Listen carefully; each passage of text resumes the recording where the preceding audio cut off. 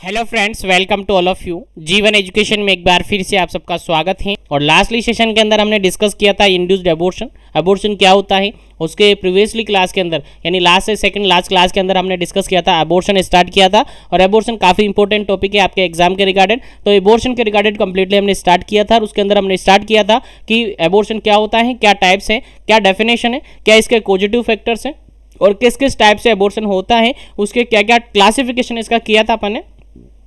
और उम्मीद है आपको याद होगा, उम्मीद है आपको अच्छी तरीके से समझ में आएगा। और इसके लास्ट सेशन के अंदर, जस्ट लास्ट सेशन के अंदर हमने डिस्कस किया था मेडिकल मेथड्स ऑफ एबॉर्शन। यानी हम इस क्लास के अंदर नेक्स्ट आज की इस क्लास के अंदर एमटीपी के बारे में कंप्लीटली जानने वाले हैं। एमटीपी क्या होता है, मेडिकल टर्मिनेशन ऑफ प्रेगनेंसी क्या होता है, उसके रिगार्डेड क्या क्या एलिजिबिलिटी क्राइटेरिया है, क्या क्या एक तरीके से कौन सा ऐसा पर्सन है जो कि एमटीपी करवा सकता है और ऐसी कौन सी लेडी है जिसके अंदर एमटीपी करवाया जाता है, परफॉर्म किया जाता है और कहाँ पर करवाया जाता है, पूरा अपन डिटेल से डिस्कस करेंगे। क्या क्या कंसेंट फॉर्म इसके रिगार्डेड होते हैं, कौन कौन कंसेंट फॉर्म साइन करेगा, कंप्लीटली अपन जानेंगे। तो लास्टली सेशन के अंदर हमने इंड्यूस्ड एबॉर्शन स्टार्ट किया था। इंड्यूस्ड एबॉर्शन के अंदर हमने कहा था कि दो मेथड से अपन इंड्यूस्ड एबॉर्शन करवा सकते हैं, मेडिकल मेथड से करवा सकते हैं, दूसरा सर्जिकल मेथड से करवा सकते हैं। मेडिकल मेथड के अंदर एबॉर्शन फार्माकोलॉजिकल ड्रग देकर करवाया जाता है, जो कि लास्टली सेशन के अंदर काफ़ी अच्छी तरीके से हमने पढ़ा है, काफ़ी अच्छी तरीके से आपको समझ में आया होगा। जिसके अंदर बेसिकली दो ड्रग आपने यूज़ की थी, मेपिप्रोस्टोन और मिजोप्रोस्टोन। दो ड्रग यहाँ पर आपने यूज की थी। उम्मीद है आप सबको पता है 3 विजिट उसमें अंदर मिनिमम 3 विजिट वहाँ पर करने होते हैं और तीनों विजिट के अकॉर्डिंग ही वहाँ पर क्या होता है, अबॉर्शन करवाया जाता है। तो लास्टली सेशन यानी मेडिकल मेथड ऑफ अबॉर्शन अगर नहीं देखा है तो जरूर देखें, लिंक डिस्क्रिप्शन बॉक्स में है या ऊपर आई बटन पर मिलेगा या फिर अपने प्लेलिस्ट के अंदर मिलेगा। चलिए आगे बढ़ते हैं। उसके बाद सर्जिकल मेथड्स हमने थोड़ा सा डिस्कस किया था। सर्जिकल मेथड बेसिकली दो तरीके से कर सकते हैं, दो तरीके से यानी दो यहाँ पर मेथड्स सर्जिकली मेथड्स के अंदर। एक तो आप डी एंड ई कर सकते हैं यानी डायलिशन एंड इवैक्यूएशन आप कर सकते हैं। दूसरा डी एंड सी आप यूज़ कर सकते हैं, डी एंड सी यूज़ कर सकते हैं। डी एंड सी की क्या होता है, डी एंड सी मतलब होता है डायलेशन एंड कर्टेज होता है। उसके अलावा आप वैक्यूम प्रेशर जनरेट करके भी एबॉर्शन करवा सकते हैं। तो सर्जिकली मेथड्स होते हैं। अब हम आज के इस सेशन के अंदर स्पेशली डिस्कस करेंगे मेडिकल टर्मिनेशन ऑफ प्रेगनेंसी को और उसके रिगार्डेड जो भी टॉपिक्स इंपॉर्टेंट है आपके पॉइंट ऑफ व्यू से, आपके एग्जाम पॉइंट ऑफ व्यू से, वो अपन कंप्लीट करेंगे वन बाय वन। तो कंटिन्यूअसली सेशन को बने रहे, कंटिन्यूअसली सेशन को विजिट करना है, सारी जानकारी आपको मिलेगी। और 100% अगर कंसंट्रेशन के साथ आप पढ़ रहे हैं, 100% daily up to date session आप ले रहे हैं तो 100% आपके दिमाग में घुसेगा, 100% आपको समझ में आएगा, ये मेरी गारंटी है। लेकिन कंसंट्रेशन के साथ और बिना स्किप किए कंटिन्यूअसली आपको सेशन को वॉच करना है। चलिए बढ़ते हैं। लेकिन अभी तक वीडियो को लाइक नहीं किया तो लाइक कर दीजिए, शेयर नहीं किया तो शेयर कर दीजिए और साथ ही टेलीग्राम चैनल पर ज्वाइन नहीं हुए हैं तो वहाँ पर भी ज्वाइन हो जाए। इंस्टाग्राम पर भी फॉलो कर सकते हैं ताकि वहाँ पर आप पर्सनली मैसेज मुझे कर सकते हैं। उसके अलावा अगर अभी तक आप मेंबर नहीं बने हैं तो अभी लिंक नीचे डिस्क्रिप्शन बॉक्स में दे रखा है, अभी जाइए वहाँ पर और ज़रूर उसका मेंबर बने, क्योंकि वहाँ पर आपको काफ़ी सारी प्रैक्टिस से डेली अप टू डेट करवाई जा रही हैं।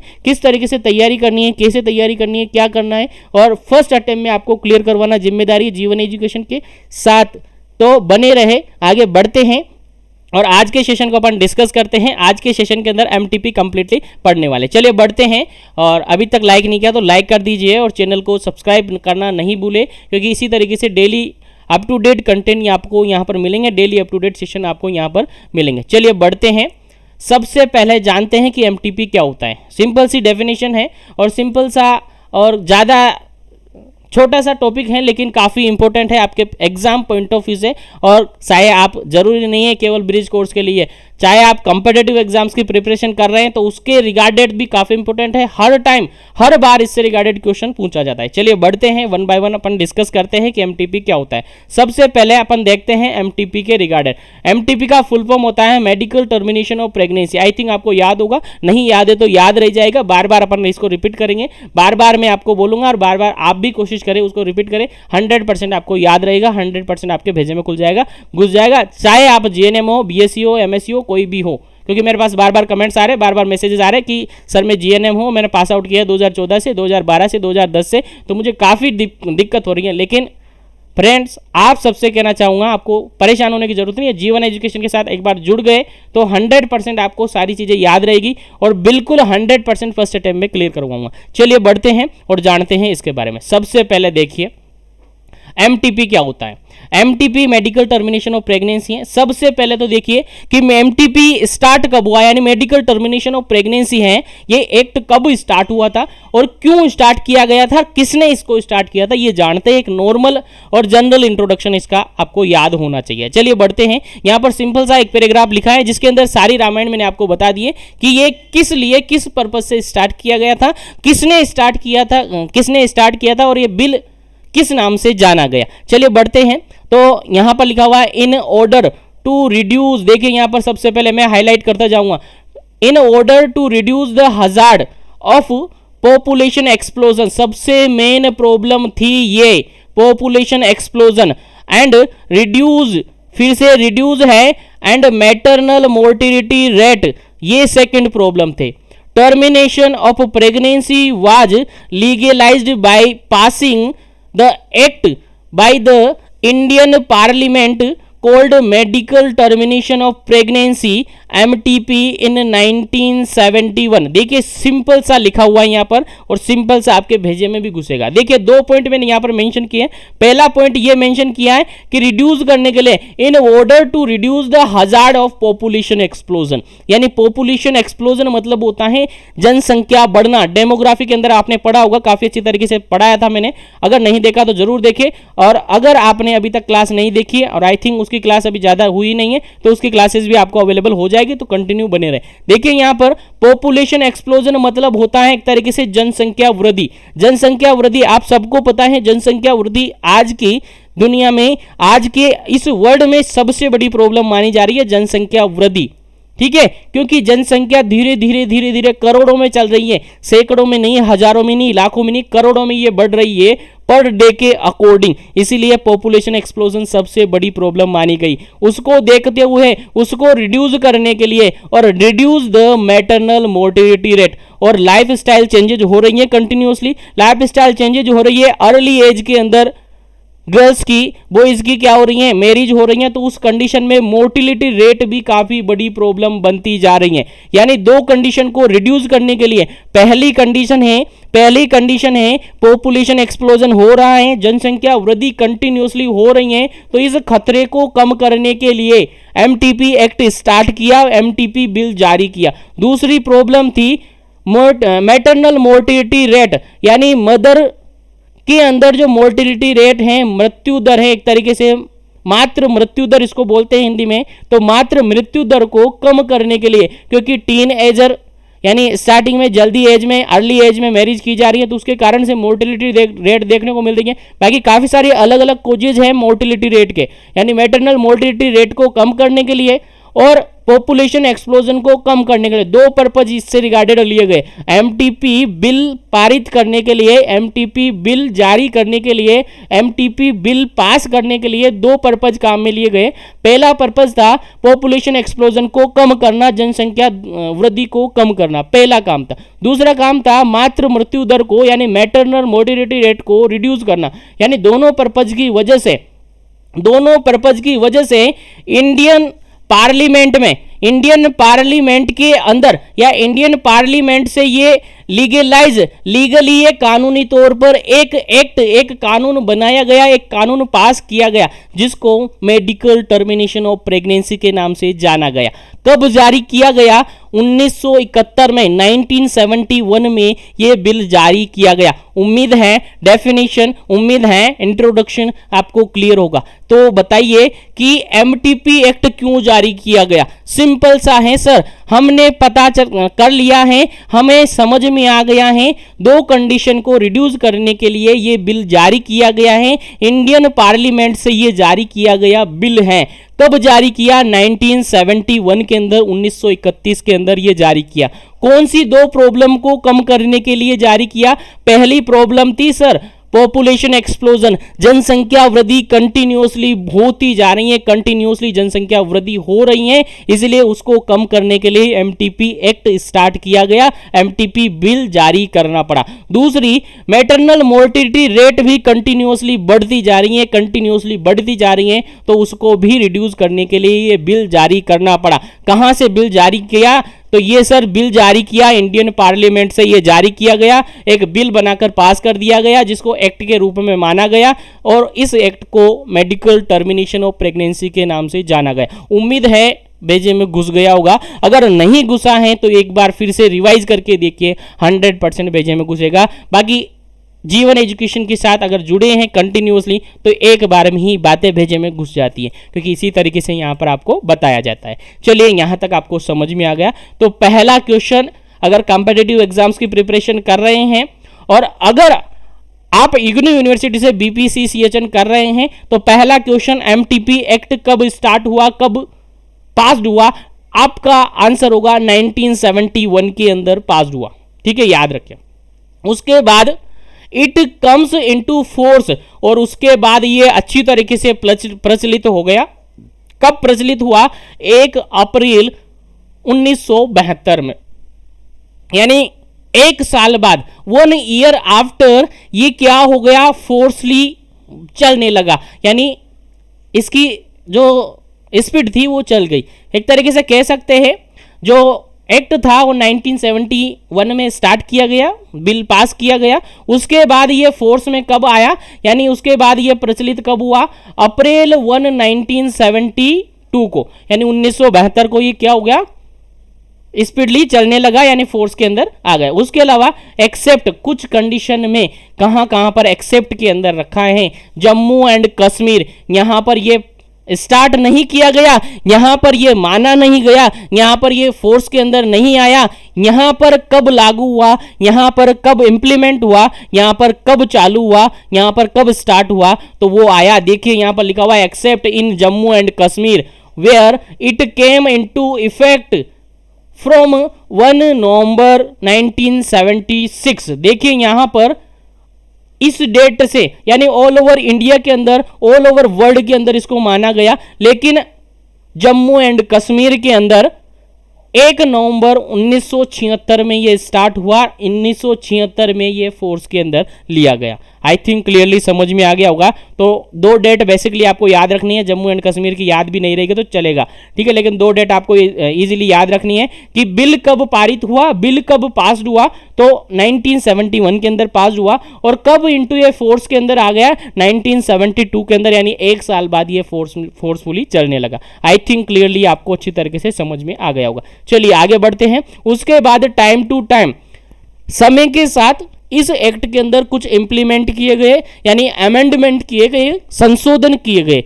पहले क्या संशोधन थे, फिर उसके बाद क्या हो गए, यानी पहले 1971 के अंदर ये स्टार्ट किया तो कुछ रूल्स अलग थे, कुछ रूल और रेगुलेशन जो होते हैं, प्रिंसिपल्स होते हैं, तो थोड़े बहुत अलग थे। उसके बाद इसके अंदर अमेंडमेंट हुआ, यानी संशोधन हुआ 1975 में, 1975 के अंदर, जिसके अंदर थोड़े से रूल चेंज किए गए।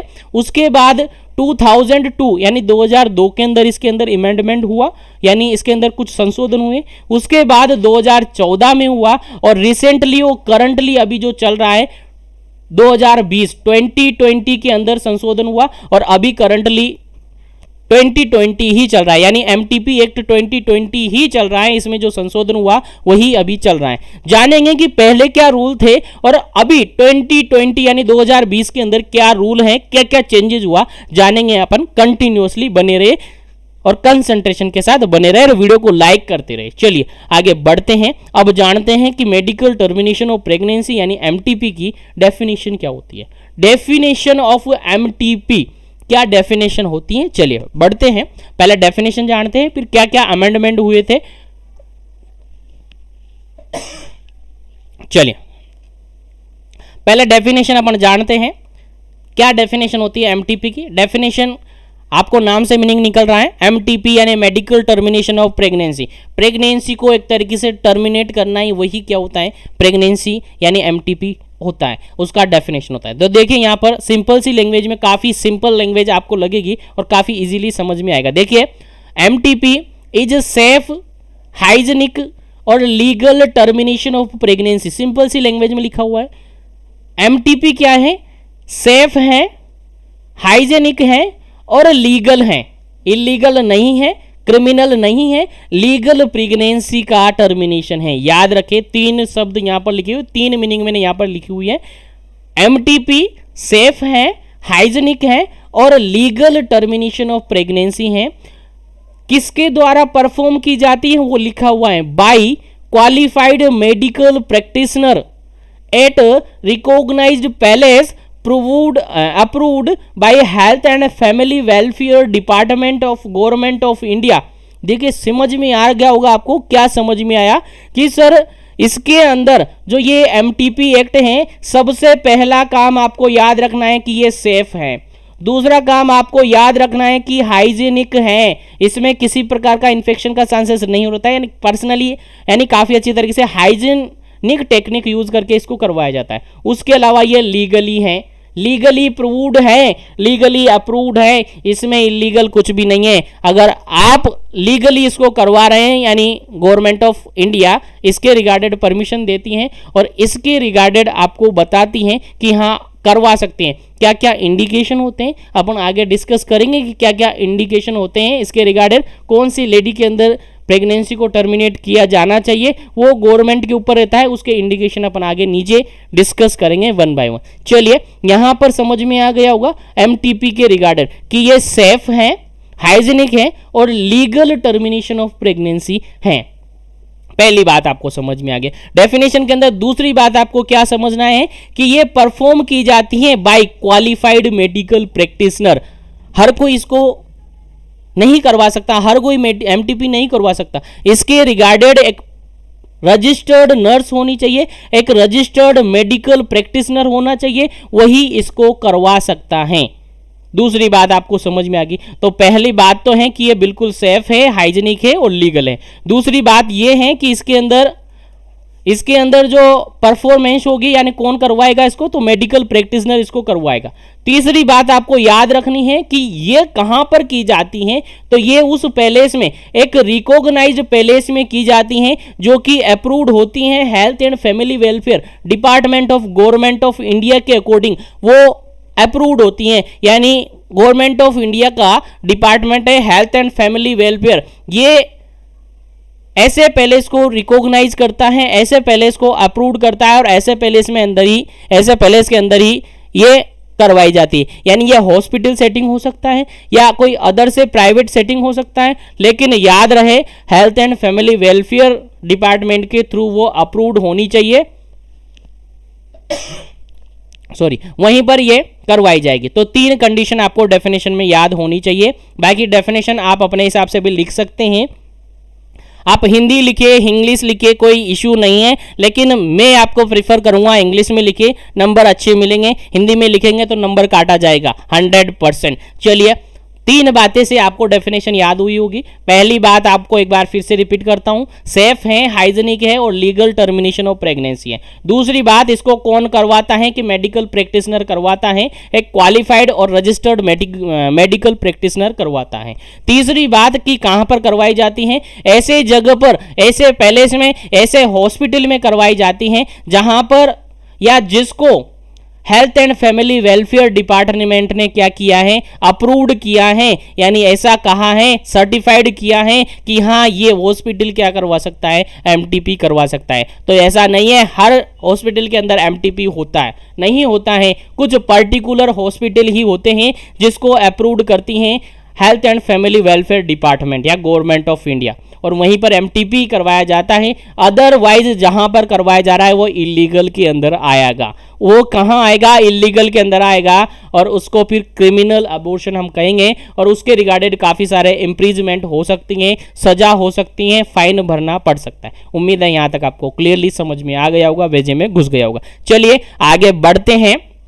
अब यहाँ पर हम डिस्कस करते हैं कि कौन पर्सन है या ऐसा कौन पर्सन है जो कि MTP अबॉर्शन को स्टार्ट करवाएगा, MTP को परफॉर्म करवाएगा। कौन ऐसा पर्सन है? अब पर्सन है, हमने कहा मेडिकल प्रैक्टिशनर है, तो वो कहाँ से आया है, क्या क्या क्वालिफिकेशन उसकी होनी चाहिए, क्या किया है उसने, डिप्लोमा किया है, डिग्री की है, गायनेकोलॉजिकल या गायनेकोलॉजी और ऑब्स्टेट्रिक के अंदर उसने कौन सी डिग्री की है। हर कोई नहीं करवा सकता, एक फिजिशियन नहीं करवा सकता इसको। फिजिशियन कैसे करवाएगा? अगर उसने प्रैक्टिस नहीं की इस फील्ड के अंदर, इस प्रोसीजर के अंदर, अगर वो गायनेकोलॉजी ऑब्स्टेट्रिक के बारे में नहीं जानता तो वो कैसे करवाएगा? तो जानेंगे कि कौन पर्सन है जो कि क्या करवाएगा, एमटीपी एबॉर्शन करवाएगा। चलिए बढ़ते हैं, वन बाय वन डिस्कस करते हैं। सबसे पहले यहाँ पर एक पैराग्राफ लिखा हुआ है, उम्मीद है समझ में आएगा, पढ़ते हैं। देखिए, MTP can be legally provided by only a registered medical practitioner. Simple सी लाइन यहाँ पर लिखी हुई है, आरएमपी होना चाहिए। यानी अगर कोई भी पर्सन है medical termination of pregnancy abortion provide कर रहा है तो एटलीस्ट उसके पास क्या होगा, आरएमपी होगा। आरएमपी क्या सर? आरएमपी मतलब होता है रजिस्टर्ड मेडिकल प्रैक्टिशनर, वो होना चाहिए, उसके पास सर्टिफिकेट होना चाहिए, उसके पास डिप्लोमा होना चाहिए, डिग्री होनी चाहिए, तभी वो ये करवा सकता है, एमटीपी अबॉर्शन करवा सकता है, अदरवाइज वो इलीगल माना जाता है। आगे बढ़ते हैं। Who has one or more the following experience, जिसके पास कुछ एक्सपीरियंस होने चाहिए। कैसे एक्सपीरियंस होने चाहिए? कौन से ऐसे एक्सपीरियंस है? Training in gynaecological and obstetric, यानी ऐसे पर्सन के पास जो आरएमपी है यानी रजिस्टर्ड मेडिकल ऑफिसर है, उसके पास एक्सपीरियंस हो या उसके पास ट्रेनिंग हो या फिर सर्टिफिकेट हो, किसके रिगार्डेड, कि उसने गायनेकोलॉजी और ऑब्स्टेट्रिक के अंदर प्रैक्टिस की है, तो फिर ऐसा पर्सन है एमटीपी करवा सकता है। उसके अलावा कौन करवा सकता है? उसके अलावा कौन करवाएगा? चलिए आगे बढ़ते हैं। उसके अलावा करवाएगा sir, has complete 6 month as house surgeon in gynaecology and obstetric. देखिए सिंपल सी, और एक एलिजिबिलिटी यहाँ पर है डॉक्टर की, कि ऐसा पर्सन या वो डॉक्टर जिसने 6 मंथ तक ट्रेनिंग ली है हाउस सर्जन के रूप में, और किस फील्ड में, गायनेकोलॉजी और ऑब्स्टेट्रिक के अंदर। अगर ऐसे पर्सन की क्वालिफिकेशन है, ऐसा पर्सन के पास सर्टिफाइड है, तो वो पर्सन एमटीपी करवाएगा। चलिए आगे, और कौन करवा सकता है? Has experience in any hospital for a period of not less than 1 year in the practice of obstetric और गायनेकोलॉजी। देखिए, अगर पर्सन के पास 1 साल से कम का, यानी एटलीस्ट उसके पास 1 ईयर का एक्सपीरियंस, प्रैक्टिस एक्सपीरियंस होना चाहिए, 1 ईयर का एक्सपीरियंस उसके पास होना चाहिए, किस फील्ड के अंदर, ऑब्स्टेट्रिक और गायनेकोलॉजी के अंदर। अगर मेडिकल ऑफिसर है, मेडिकल प्रैक्टिशनर है, और उसके पास 1 साल का, at least less than 1 year, not less than 1 year, 1 साल से कम का नहीं है, कम से कम 1 साल का, 1 ईयर की प्रैक्टिस होनी चाहिए डॉक्टर की, 1 ईयर की प्रैक्टिस होनी चाहिए। किस फील्ड है? मेडिकल प्रैक्टिशनर अगर वो है तो उसके अंदर या उसको 1 साल की क्या होनी चाहिए, प्रैक्टिस होनी चाहिए, किस फील्ड के अंदर, ऑब्स्टेट्रिक और गायनेकोलॉजी के अंदर। अगर अगर पर्सन के पास है, अगर मेडिकल प्रैक्टिशनर के पास ये क्वालिफिकेशन है कि 1 साल तक वो इस फील्ड में काम कर रहा है, उसके बाद ही उसके बाद ही डॉक्टर एमटीपी को क्या करवाएगा, परफॉर्म करवाएगा। आई थिंक समझ में आ गया होगा। तो 2-3 क्वालिफिकेशन हमने देख ली, कि मेडिकल प्रैक्टिशनर गायनेकोलॉजिकल और ऑब्स्टेट्रिक के अंदर प्रैक्टिस करता हो, और एटलीस्ट वो 6 मंथ की बात करें, 6 मंथ वो हाउस सर्जन रहा हो गायनेकोलॉजिकल और ऑब्स्टेट्रिक के अंदर, तो वो करवा सकता है। उसके अलावा कौन करवा सकता है? अगर डॉक्टर हैं, अगर मेडिकल प्रैक्टिशनर हैं, अगर वो हॉस्पिटल के अंदर हैं, तो एटलीस्ट 1 ईयर का एक्सपीरियंस उसको होना चाहिए ऑब्स्टेट्रिक और गायनेकोलॉजी के अंदर। आई थिंक यहाँ तक समझ में आया होगा। आगे बढ़ते हैं।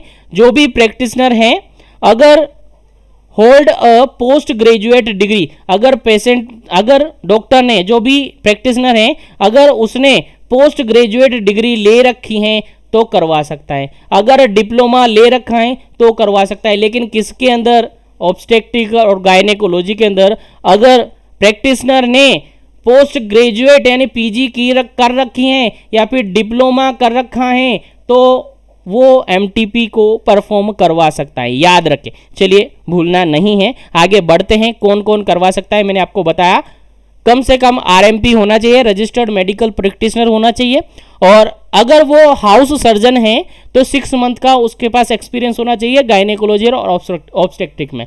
उसके अलावा अगर वो हॉस्पिटल के अंदर एक्सपीरियंसड है तो कम से कम 1 ईयर का एक्सपीरियंस होना चाहिए उसका ऑब्स्टेट्रिक एंड गायनेकोलॉजी के अंदर, यानी ओबीजी के अंदर। उसके अलावा अगर जो प्रैक्टिशनर है वो पोस्ट ग्रेजुएट है और डिप्लोमा है इन ओबीजी के अंदर, यानी गायनेकोलॉजिकल और ऑब्स्टेट्रिक के अंदर वो पोस्ट ग्रेजुएट और डिप्लोमा है तो वो करवा सकता है। अगर पर्सन असिस्ट किया है 25 एट लीस्ट 25 एमटीपी असिस्ट किया है, यानी नर्स हो सकती है, वो नर्सिंग ऑफिसर हो सकता है, लेकिन ध्यान है वो होना चाहिए जिसने एट लीस्ट 25 यानी 25 एमटीपी असिस्ट की है।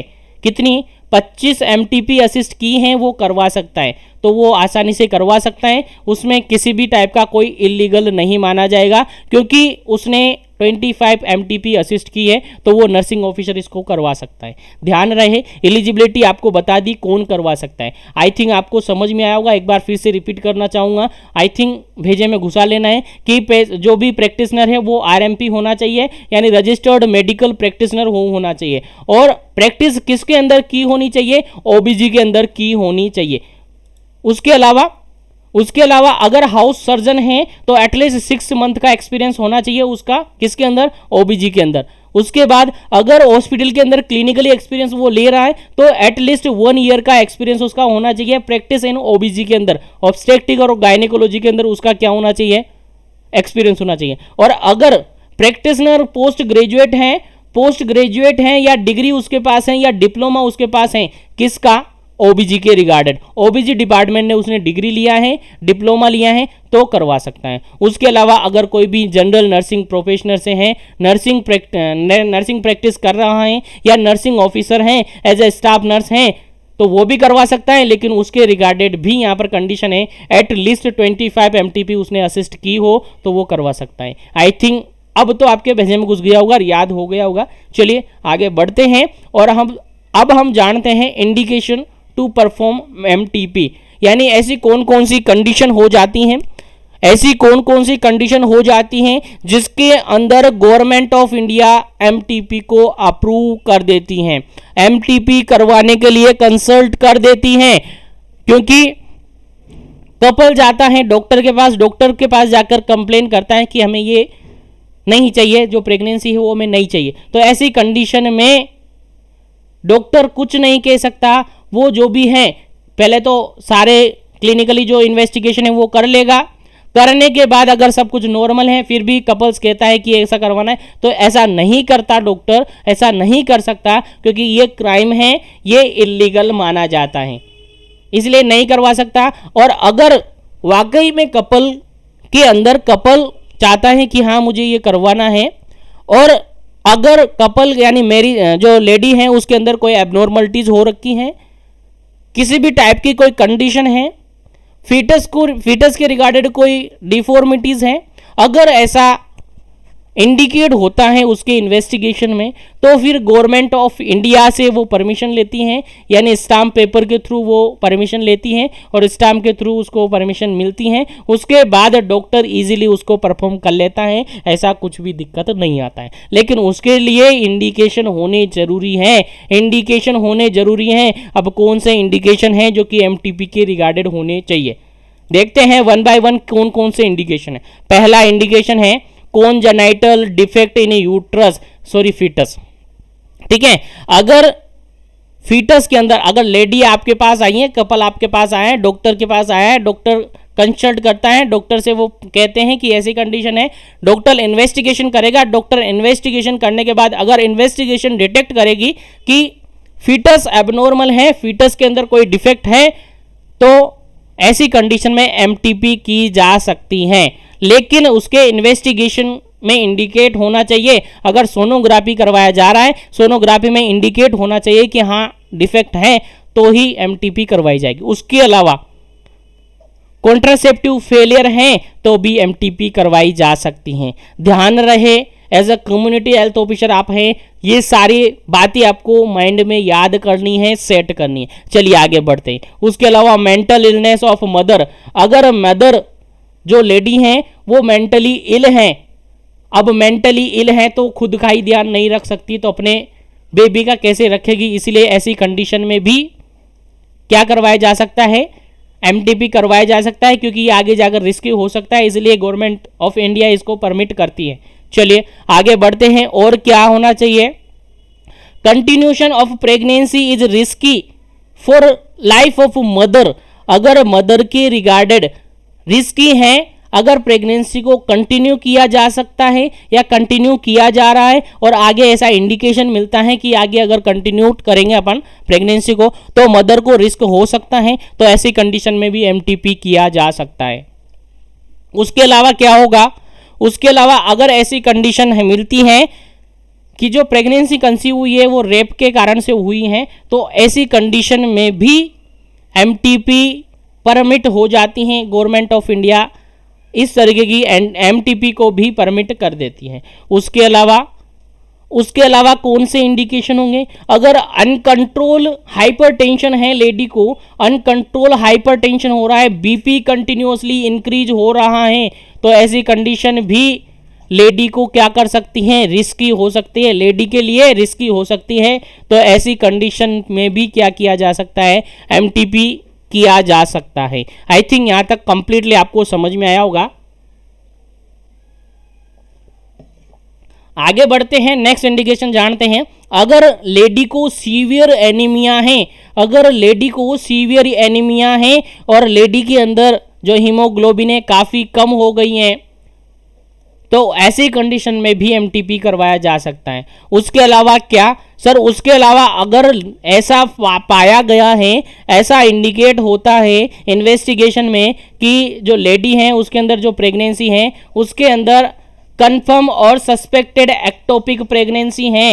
एक्टोपिक प्रेगनेंसी यानी कि जनरली आपको पता है प्रेगनेंसी कंसीव होती है, इम्प्लीमेंटेशन होता है, सॉरी इम्प्लांट होता है, जो कंसेप्चुअल या एम्ब्रियो है, इम्प्लांट कहाँ होता है, यूट्रस के अंदर होता है। अगर यूट्रस के अंदर फर्टिलाइजेशन तो कहाँ होता है आप सबको पता है, फेलोपियन ट्यूब के अंदर होता है। अगर फेलोपियन ट्यूब के अंदर ही वो इम्प्लांट हो जाता है, वहीं पर प्रेगनेंसी स्टार्ट हो जाती है, वहीं पर गेस्टेशनल स्टार्ट हो जाता है, तो वो एक्टोपिक प्रेगनेंसी मानी जाती है। तो अगर कंडीशन में ऐसा लगता है, कंफर्म या सस्पेक्ट होता है कि लेडी के अंदर एक्टोपिक प्रेगनेंसी है, या फिर अनडायग्नोज्ड एडेनेक्सल मास है, एडेनेक्सल मास मतलब अटैचमेंट और लिगामेंट से रिगार्डेड है, अगर एक्स्ट्रा मास वहां पर शो हो रहा है इन्वेस्टिगेशन में, तो ऐसी कंडीशन में भी एमटीपी करवाई जा सकती हैं, जो कि इलीगल माना जाता है, सॉरी लीगली माना जाता है।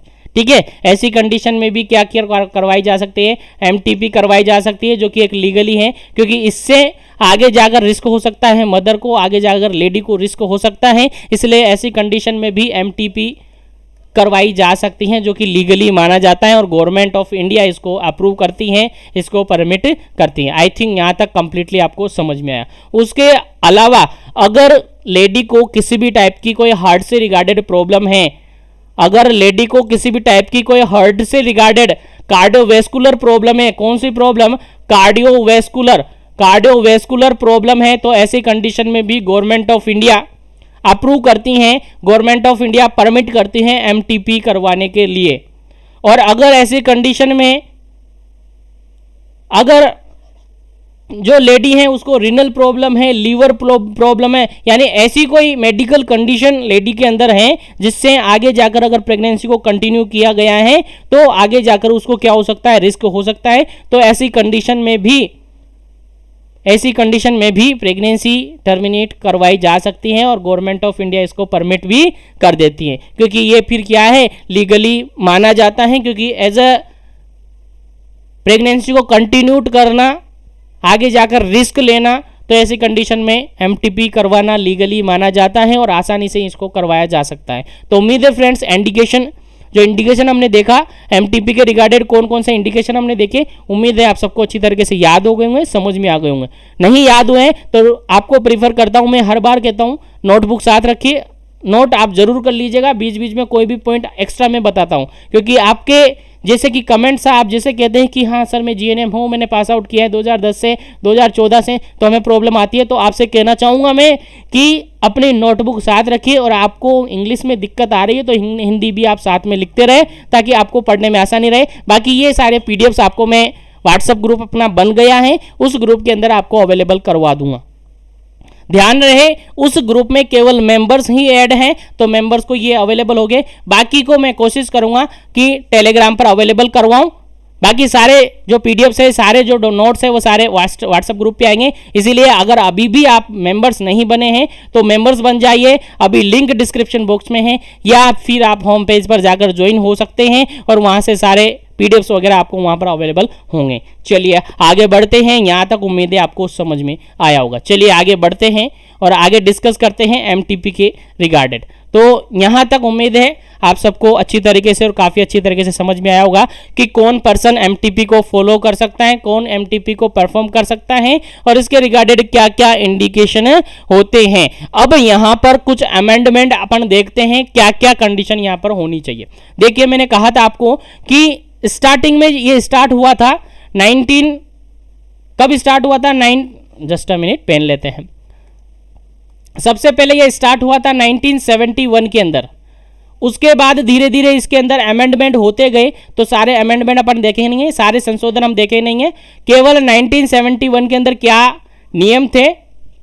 उसके बाद 2020 यानी 2020 के अंदर क्या नियम चेंज हुए वो अपन देखेंगे। तो यहां पर अपन देखें टाइम सिंस कंसेप्शन से कितना टाइम यहां पर हुआ है वो अपन देखेंगे, और क्या क्या रूल यहां पर अमेंडमेंट हुआ है देखेंगे अपन वन बाय वन, डिटेल से समझेंगे, वन बाय वन डिस्कस करते हैं। सबसे पहला अपन देखते हैं कि अगर जो प्रेग्नेंट लेडी हैं वो अप टू कितने वीक की प्रेगनेंसी है? अप टू 12 वीक प्रेगनेंसी है। अगर जो लेडी आपके पास आती हैं, जो भी लेडी आपके पास आ रही हैं, और उसके अंदर जो प्रेगनेंसी गेस्टेशनल पीरियड है कितना है? अप टू 12 वीक है। अगर 12 वीक की प्रेगनेंसी है तो 1971 के अंदर क्या नियम थे एमटीपी के रिगार्डेड, एमटीपी एक्ट के रिगार्डेड क्या नियम थे, और 2020 के रिगार्डेड क्या नियम थे, थोड़ा सा अपन चेक करते हैं, थोड़ा सा अपन देखते हैं। तो 1971 के अंदर ऐसी कंडीशन में अप टू 12 वीक तक की प्रेगनेंसी है, तो ऐसी कंडीशन में एडवाइज करनी होगी किससे? एक डॉक्टर से। एटलीस्ट एक डॉक्टर से उसको क्या करना होगा? एडवाइज करनी होगी। एक डॉक्टर से उसको क्या करना होगा? एडवाइज करनी होगी, जो कि 2020 में भी सेम था। वो एडवाइज करेगी कितने डॉक्टर से? 1 डॉक्टर से। एक डॉक्टर से वो एडवाइज करेगी, एक डॉक्टर से वो पूछेगी, उसके पहले नहीं पूछेगी। ठीक है, तो सिंपल सी बात है। एमटीपी को नॉर्मली, एमटीपी को अपन लीगली देखें, एमटीपी को बेसिकली अपन देखें तो कब करवाई जाती है? Before 20 week of gestation. Before 20 week of gestation. याद रखिए, अगर ऑब्जेक्टिव इग्नू यूनिवर्सिटी से आप बीपीसीसीएचएन कर रहे हैं तो याद रखें यहाँ से क्वेश्चन आ सकता है, और अगर कंपटीशन की तैयारी कर रहे हैं तो याद रखें यहाँ से क्वेश्चन आ सकता है। एमटीपी करवाई जाती है 20 वीक ऑफ जेस्टेशन से पहले। तो अगर लेडी आपके पास आती हैं 12 वीक की प्रेगनेंसी है, तो अगर 1971 के अकॉर्डिंग देखें तो एक डॉक्टर से उसको कंसल्ट करना जरूरी होता है। अगर 2020 के अंदर देखें तो ये इसमें भी एक डॉक्टर को कंसल्ट करना जरूरी होता है। ये दोनों सेम थे, दोनों के अंदर कोई संशोधन नहीं हुआ। उसके बाद अगर लेडी है, प्रेग्नेंट लेडी आपके पास आती हैं, और अगर प्रेगनेंसी 12 वीक से लेकर 20 वीक तक की है, प्रेगनेंसी 12 वीक से लेकर 20 वीक तक की है, तो कितने डॉक्टर से कंसल्ट करेगी? 1971 के अकॉर्डिंग अपन देखें, 1971 के अकॉर्डिंग अपन देखें तो वो एटलीस्ट एडवाइज करेगी 2 डॉक्टर से। कितने डॉक्टर से? 2 डॉक्टर से वो एडवाइज करेगी। कितने डॉक्टर से? 2 डॉक्टर से वो एडवाइज करती हैं 1971 के अकॉर्डिंग। लेकिन इसमें अमेंडमेंट हुआ, संशोधन हुआ, और अभी 2020 के अकॉर्डिंग केवल एक डॉक्टर से कंसल्ट करेगी तब भी चल जाएगा। केवल एक डॉक्टर से कंसल्ट करेगी तब भी चल जाएगा। चलिए आगे बढ़ते हैं। अगर प्रेगनेंसी 20 वीक से 24 वीक तक की है, 20 वीक से 24 वीक तक की है, तो यहां पर 1978 के अंदर अलाउड नहीं किया गया था ऐसी एमटीपी करवाना। 1971 के अंदर अगर प्रेगनेंसी, देखिए मैंने कहा है आपसे स्टार्टिंग में कहा है कि एमटीपी मोस्टली जो टाइमिंग होता है एमटीपी का वो 20 वीक से पहले करवाई जाती है, 20 वीक से पहले करवाई जाती है, यानी प्रेगनेंसी कंसेप्शन से लेकर 20 वीक तक की है, 20 वीक ऑफ गेस्टेशन है तो उससे पहले एमटीपी करवाया जाता है, 20 वीक के बाद नहीं करवाया जाता है, जो कि 1978 के अकॉर्डिंग अलाउड नहीं थी, 1971 के अकॉर्डिंग अलाउड नहीं थी। अगर प्रेग्नेंट लेडी की एज है 20 to 24 वीक ऑफ जेस्टेशन तो ऐसी कंडीशन में 1971 के अकॉर्डिंग 1971 के अकॉर्डिंग 1971 के अकॉर्डिंग क्या होता है, एमटीपी अलाउड नहीं होती है, लेकिन 2020 के अकॉर्डिंग अलाउड की गई है, 2020 के अकॉर्डिंग ये अलाउड की गई है, लेकिन ध्यान रहे दो डॉक्टर से यहाँ पर कंसल्ट करना पड़ता है, 2 डॉक्टर से यहाँ पर कंसल्ट करना पड़ता है। और अगर ऐसी कंडीशन है, अगर कुछ कैटेगरीज ऐसी हैं लाइक प्रेगनेंसी कंसीव हुआ है रेप के कारण से, प्रेगनेंसी कंसीव हुआ है कॉन्ट्रासेप्टिव फेलियर के कारण से, तो ऐसी कंडीशन में जो एमटीपी हैं वो परफॉर्म करवाई जाती हैं, जो कि 2020 का जो संशोधन हुआ था उसके अंदर अलाउ था, 1971 के अकॉर्डिंग वो अलाउ नहीं था। याद रखें, पॉइंट टू बी मेंशन। चलिए आगे बढ़ते हैं और अगर अपन देखें कि अगर लेडी आती हैं जिसकी प्रेगनेंसी 24 वीक से ज़्यादा है, अगर लेडी आती हैं जिसकी प्रेगनेंसी 24 वीक ऑफ गेस्टेशन से ज़्यादा है, यानी more than 24 week of gestation, तो जब 20 के बाद यही अलाउ नहीं की तो यहाँ पर भी नॉट अलाउड, यानी 1971 के अंदर ये अलाउड नहीं थी, लेकिन 2020 के अंदर जो संशोधन किए गए अमेंडमेंट हुए उनके अंदर अलाउ थे, लेकिन कुछ स्पेशल कंडीशन, अगर फीटल एबनॉर्मलिटीज हैं, यानी यहाँ पर तो ये अलाउ की थी, अगर यहाँ पर अगर फीटल एबनॉर्मलिटीज हैं, अगर रेप केस है तो ऐसी कंडीशन में ये अलाउ थी। याद रखिएगा 1971 के अंदर क्या नियम थे, 1971 के अंदर क्या नियम थे और 2020 के अंदर क्या नियम थे, तो मैंने आपको बताया। पहला नियम जो था अप टू 12 वीक तक दोनों सेम थे, लेकिन उसके बाद 12 वीक से लेकर 20 वीक तक थोड़ा चेंजेस हैं। 1971 के अकॉर्डिंग 2 डॉक्टर से कंसल्ट करना होता है, लेकिन 2020 में सिंगल डॉक्टर से कंसल्ट करना होता है। उसके अलावा 20 वीक से 24 वीक तक की अगर प्रेगनेंसी है, ऐसी कंडीशन में लेडी आती हैं तो 1971 के अकॉर्डिंग एमटीपी परफॉर्म नहीं की जाती, अलाउ नहीं की जाती, लेकिन 2020 के अकॉर्डिंग अलाउ की जाती हैं। 2 डॉक्टर का कंसल्टेशन यहाँ पर मांगा जाता है और स्पेशल कंडीशन होनी चाहिए, चाहे वो रेप केस हो या फिर कॉन्ट्रासेप्टिव फेलियर हो, ऐसी कंडीशन में क्या करवाया जाता है, प्रेगनेंसी टर्मिनेट करवाई जाती है। उसके अलावा अगर 20 वीक से ज़्यादा है, 24 वीक से ज़्यादा है, तो ऐसी कंडीशन में 1971 के अकॉर्डिंग एमटीपी अलाउड नहीं है, लेकिन 2020 के अकॉर्डिंग अलाउड है। और ऐसी कंडीशन में कुछ स्पेशल कंडीशन होनी चाहिए, लाइक फीटल डिफॉर्मिटीज हो सकती हैं या फिर रेप कंडीशन हो सकती है या फिर अदर कंडीशन हो सकती है, तो ऐसी कंडीशन में भी एमटीपी फॉलो करवाई जा सकती है। उम्मीद है यहां तक आपको समझ में आ गया होगा। अब लास्टली और फाइनली अपन जानते हैं कि कंसेंट फॉर्म जो होता है, एमटीपी करवाएंगे अपन, एमटीपी अपन करवा रहे हैं, तो एमटीपी के अंदर जो कंसल्ट फॉर्म होता है उसको साइन कौन करेगा,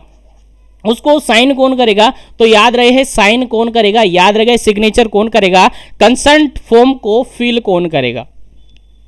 देखिए अगर लेडी यानी फीमेल और उसकी एज कितनी है, लेस देन 18 ईयर है, यानी अभी वो 18 साल से कम की हैं, तो ऐसी कंडीशन में उसके अंदर जो फॉर्म कंसल्ट करे जाएंगे, कंसेंट फॉर्म है उसमें सिग्नेचर करवाए जाएंगे पेरेंट के, किसके, पेरेंट्स के कंसल्ट करवाए जाएंगे, उनके सिग्नेचर करवाए जाएंगे, या फिर लीगली जो उसके गार्डियन है, लीगली जो उसके गार्डियन है, गार्डियंस मतलब जो भी उसकी पालन पोषण कर रहे हैं वो हैं, तो वो सिग्नेचर कर देंगे। लेकिन अगर लेडी यानी फीमेल, अगर फीमेल मोर देन 18 ईयर है, 18 साल से ज़्यादा की है, यानी लड़की अभी बड़ी हो गई है, फीमेल ज़्यादा मतलब 18 साल के बाद उसका खुद का ओपिनियन माना जाता है, तो ऐसी कंडीशन में फीमेल खुद सिग्नेचर करेगी। फीमेल खुद क्या करेगी, सेल्फ कंसल्ट करेगी।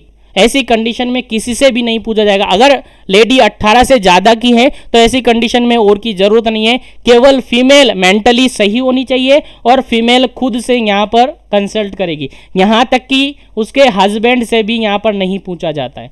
तो अगर 18 की नहीं है तो फिर पेरेंट्स साइन करेंगे, और अगर 18 से ज़्यादा की हैं तो फिर खुद वो सेल्फ कंसल्ट करेगी। यहाँ पर दोनों के कंसल्ट की ज़रूरत नहीं है कि पेरेंट्स हो या फिर हस्बैंड हो, तो उसकी ज़रूरत नहीं है। फीमेल खुद क्या कर सकती है, यहाँ पर कंसल्ट कर सकती है। आई थिंक समझ में आ गया होगा।